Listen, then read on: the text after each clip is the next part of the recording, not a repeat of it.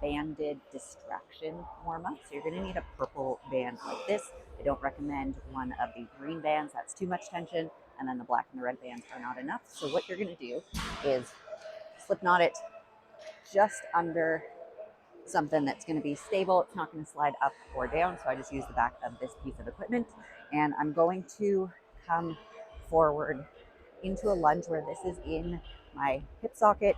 It's just below my hip bone, and I'm going to lunge forward and back, and I'm going to allow the band to pull my hip out, and then I'm going to resist against it and drive my knee in. Do that a couple of times. Whatever feels tight and whatever feels good. We'll just repeat this until my hips feel a little more open. And then I'll take my elbow, try and drop it down towards the ground, rotate through the spine, come back down. Do that a couple of times. And then the next thing I'm going to do while this is still around this hip is I'm going to switch into more of a forward lunge. So I'm going to allow my hip to be pulled backwards. Now the band's going to slide a little bit farther down your thigh. What you want to do here is squeeze your back butt cheek and then drive forward, squeeze the back butt cheek, drive forward. And then again, while this is still here, you're going to flip around. You're going to put it right underneath the bottom of your glutes where it meets your hamstring.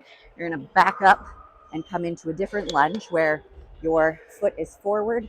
Keep the rib cage locked down to your hip bone. So you're in a bit of spinal flexion right now, almost like you're doing an ab crunch.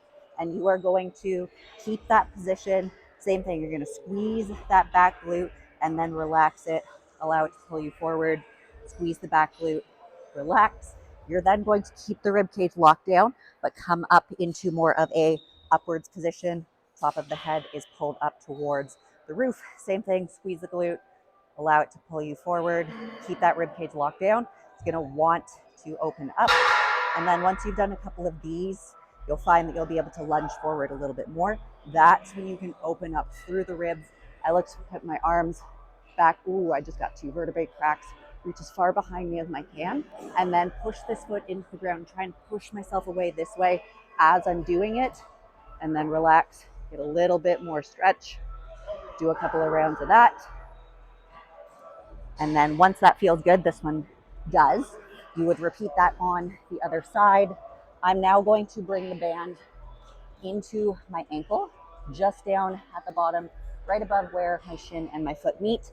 And I'm gonna try and drag that forward as far as I can. Again, coming into a bottom lunge position with my back knee on the ground. What I'm gonna do here, just a couple forward back lunges. This band is going to be pulling my shin bone backwards so I get better ankle mobility. This is the one thing that's improved my ankle mobility way more than anything else that I've done. And then once that feels okay, you're going to do a couple calf raises, bent legs, so coming up onto the toe. As I come down, my calf shakes because that eccentric and the pulling back is just creating a little bit more. And then I can get even more flexion here so that my thigh can make contact with my calf. And again, repeat that on the other side.